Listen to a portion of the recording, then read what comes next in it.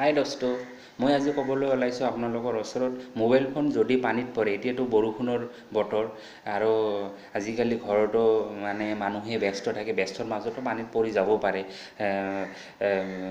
গমেই পায় আপুনি, যদি বৰষুণৰ পানীত বা আপোনাৰ বাল্টিঙত বা গা ধুবৰ সময়ত বা সেনেকুৱা বিশেষ কিবা কাৰণত যদি মোবাইলটো হাতৰ পৰা নালাত পৰি যায়, গমেই পায় বৰষুণত যদি পৰে বা পানীত পৰিলে তেতিয়া আপুনি কি কৰিব? লগে লগে আপুনি মোবাইলটো ছুইচ লগে লগে অফ কৰি দিব। ছুইচটো লগে লগে অফ কৰি দিব, মোবাইলটো অন নকৰিব। আৰু যদি মোবাইলটো আপোনালোকৰ যদি বন্ধই থাকে তেতিয়া বন্ধই থাকিব দিব। আৰু যদি মোবাইলটো, মইতো বাৰে বাৰে কৈ আছোঁ আৰু এবাৰ কওঁ, যদি মোবাইলটো অন থাকে লগে লগে বন্ধ কৰি দিব। আৰু তেতিয়া আপুনি যদি অন কৰে তেতিয়ালৈকে আপোনালোকৰ কোনটো ভিতৰত যিমান আছে মাডাৰবোৰ্ড, চাৰ্কিট, এইবিলাকত পানী সোমাই আছে অলৰেডি। আজি এইবিলাকত আৰু যদি আপুনি অন কৰি চাব খোজে, মাডাৰবোৰ্ড চাৰ্কিটত পানী সোমাই আপোনাৰ পজিটিভ আৰু নেগেটিভ যিখিনি কানেকশ্যন আছে সেইখিনি একলগ হৈ আপোনাৰ মোবাইলটো শ্বৰ্ট চাৰ্কিট হ'ব পাৰে, নহ'লে ব্লাষ্ট হ'ব পাৰে।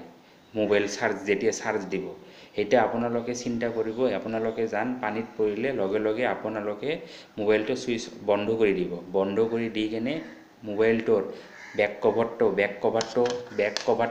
কভাৰটো খুলি, মই আগতে খুলিছোঁ অলৰেডি, বেক কভাৰটো আপোনালোকক দেখাই দি আছোঁ। বেক কভাৰটো খুলি আপোনালোকৰ বেটাৰীটো, যেনেকুৱা বেটাৰীটো খুলি লগে লগে খুলি দিব। খুলি দি ইয়াৰ চিম কাৰ্ড, মেমৰি কাৰ্ড এইবিলাক লগে লগে উলিয়াই দি কেনে মোবাইলটো ভিতৰত যিখিনি পানী আছে পানীখিনি শুকোৱাৰ কাৰণে এটা কাপোৰেৰে ভালকৈ মুচি, মোবাইলটো আগত মুচি পিছত মুচি লগে লগে মুচি আপোনালোকে ৰ'দত দিব অলপ টাইম ৰ'দত দিয়াৰ পিছত তাৰপিছত লগে লগে বেছি টাইম নিদিব দেই ৰ'দত।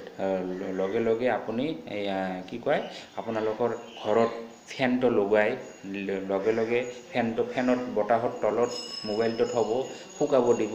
নহ'লে টেবুল ফেন আছে, টেবুল ফেনৰ বতাহত এনেকৈ ধৰিলে হ'ল, বস্তুটো শুকাব দিব। আৰু আপুনি কি কৰিব, তাকো যদি আপোনালোকৰ নুশুকায়, এইটো বিশেষ কথা, টেকনিকেল কথা, এইটো শুনিব দেই ভালকৈ আপোনালোকে। মোবাইলটো কি কৰিব, যদি তাকো আপোনাৰ মাজত কি থাকে, মানে সন্দেহ থাকে, সন্দেহ মানে কি ভিতৰত বস্তুটো শুকাল নে নাই, প্ৰব্লেম পাই আছে, অলপ মোবাইলটো লগাই কেনে এনেকৈ লগাব দেই।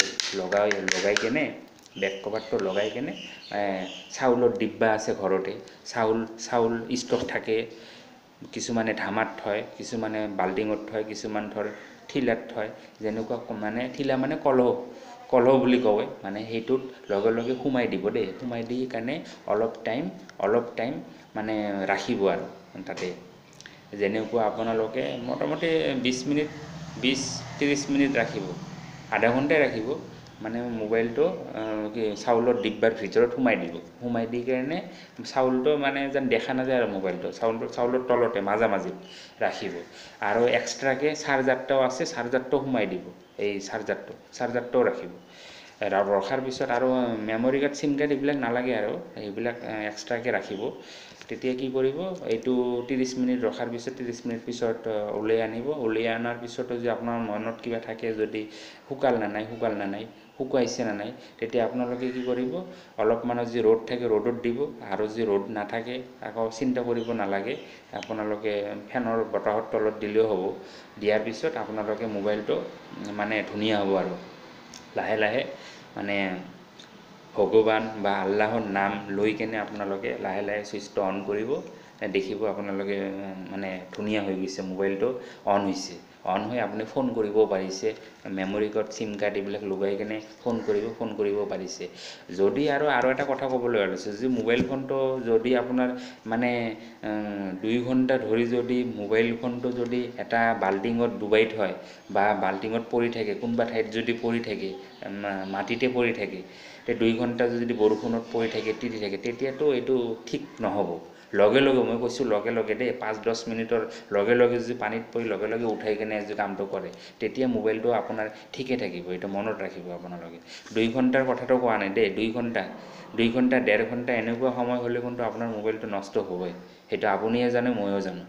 কিন্তু চিন্তা কৰিব যদি ভিডিঅ'টো ভাল লাগে আপোনালোকে লাইক কৰিব শ্বেয়াৰ কৰিব আৰু ছাবস্ক্ৰাইব কৰিব মানে নকৰাকৈ যেন নাথাকে আপোনালোকে ছাবস্ক্ৰাইব যেন কৰে ছাবস্ক্ৰাইব নকৰাকৈ যেন নাথাকে আপোনালোকৰ বন্ধু বান্ধৱ সকলোকে ছাবস্ক্ৰাইব কৰিবলৈ দিব যদি ভিডিঅ'টো ভাল লাগে আপোনালোকে অশেষ ধন্যবাদ আৰু মই নতুন ভিডিঅ' লৈ আহিম আপোনালোকৰ ওচৰত অ'কে বাই